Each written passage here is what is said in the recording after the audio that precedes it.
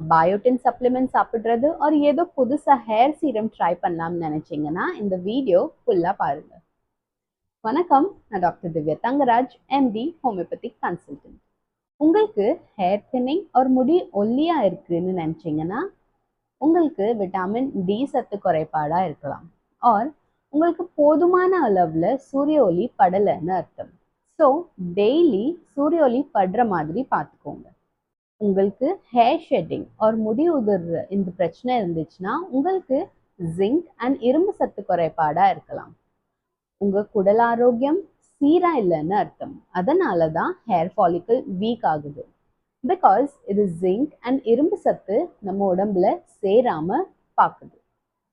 Next, scalp ரொம்பவே ட்ரையா இருக்குன்னு நினைச்சீங்கன்னா நீங்க விட்டமின் ஏ சத்து உணவுகள் சேர்த்துக்கணும்.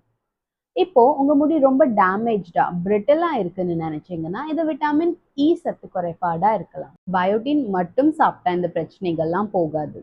பிகாஸ் இது உங்க குடல் அண்ட் லிவர் ஆரோக்கியம் சம்பந்தப்பட்டது. ஸோ நீங்க உங்க குடல் அண்ட் லிவரை ஆரோக்கியமா வச்சாதான் இந்த பிரச்சனைகள் போகும்.